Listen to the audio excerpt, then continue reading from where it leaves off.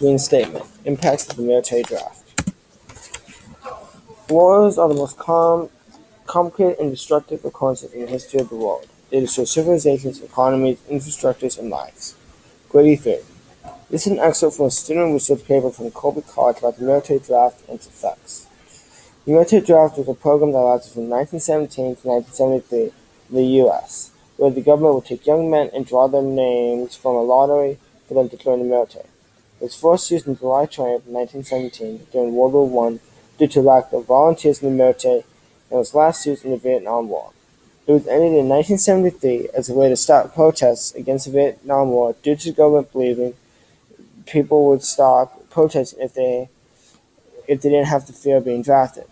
The military after 1973 became a full-on volunteer-based army, but in the late 2000s the draft has been a hot topic and is on the table to be reinstated. The big question is, how has the military draft affected the common ethnic and political views of the United States? The military draft has affected the United States by making it something useful to gain political power, affected the economy of everyday citizens and government, and changing our views of ethics in war. The military draft has affected the political views of the U.S. by making it a topic that can be used to gain political support. Since the beginning of the 2016 presidential race, the draft has been a sensitive subject around women. It has been a topic where in some states it can help you win support and others lose support. Many candidates have used the idea of women in the draft to gain political support from voters.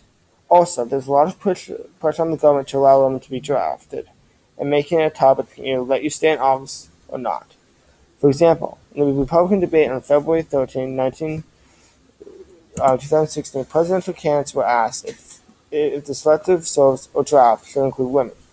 Candidates Florida Senator Marco Rubio,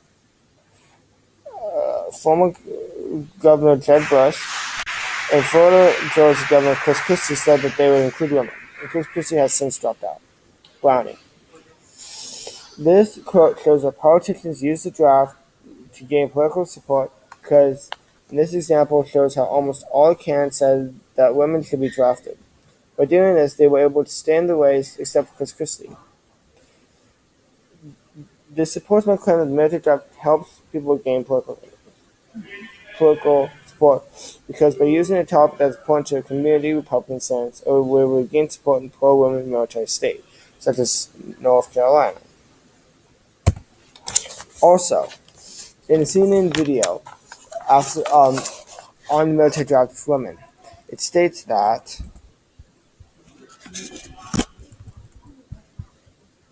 contrasting viewpoints that could tip the scales in a military state like South Carolina, where 75% of all female Army recruits are trained.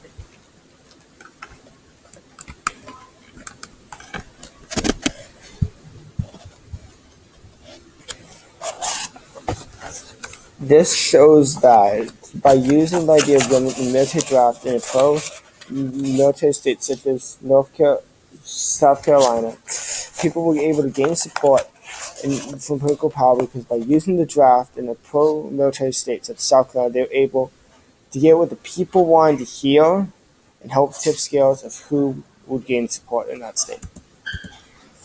Secondly, the military draft has affected the economy of the U.S. government and those of normal citizens.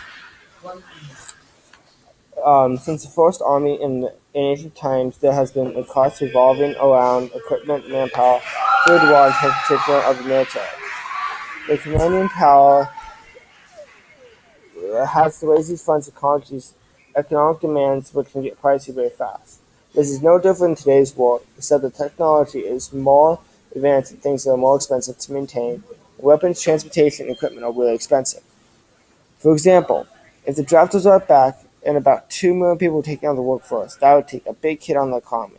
The government would have to pay them, that in training costs, food, uniforms, ammunition, and that make a tight sum that can only be raised by taxes. In this graph, it shows in 2015 U.S. military budget and the costs revolved around it. Both of these show that the military draft affects the economy of the government because Because just in 2015, the U.S. spent $489 billion on their military. But if the draft is brought back, this would get even higher because since the military is right now volunteer based, there's not a lot of people in the military. But bringing back the draft causes the cost to go up because there'll be more people in the military, more stuff to pay for.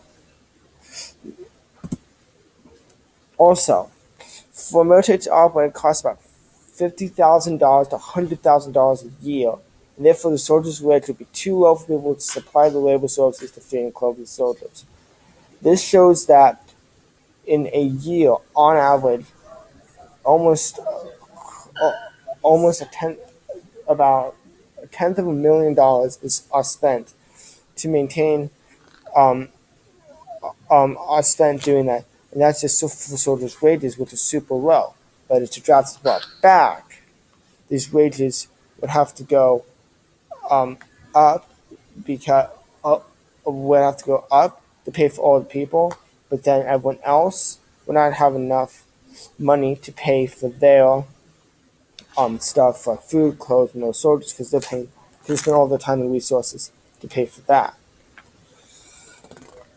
This shows how the draft affects the economy of the U.S. government systems because if less people work normal jobs or every life, there will be less revenue. And if the money is used to supply military, then how will be enough for those making the equipment to survive their normal lives?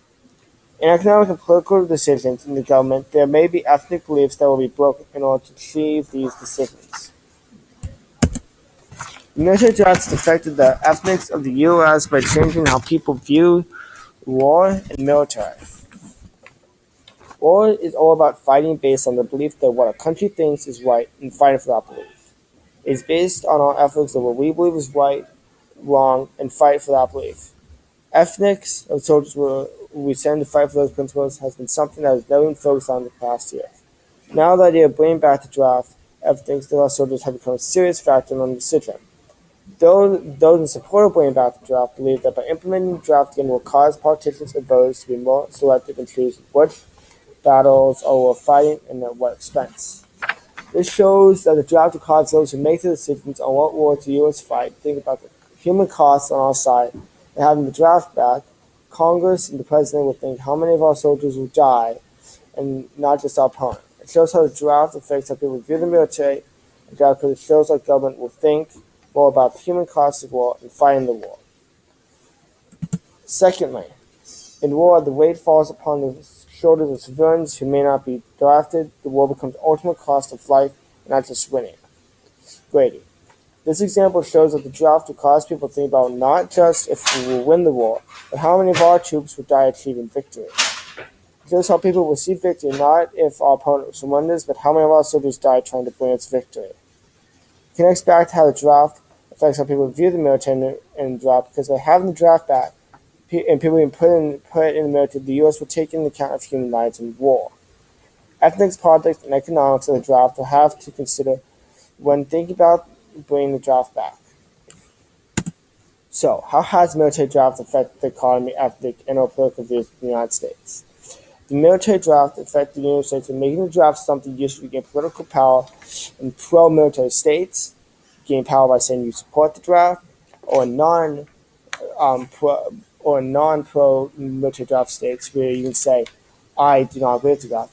It matters on what you say in each state, and you gain power according to those. Also, it affected the economy of everyday citizens and government by making the spending on our military go up because there's more people in the military, which means more equipment, more ammo, more everything, and it'll be less money for everyday needs such as shelter, healthcare, stuff like that. And thirdly, it changed how people view the ethics of war. The draft has made so that people view the war not just as if we'll win the war, but how many of our soldiers will die. This topic and idea of bringing back the military draft is important because if the U.S. brings back the military draft, the political effect, economic cost of soldiers that could die all are being considered. If they aren't, then what is to stop us from going to another Great Depression because we have no money to pay for the war, or will it stop us from viewing the lives of other people, of our soldiers dying? Thank you for listening.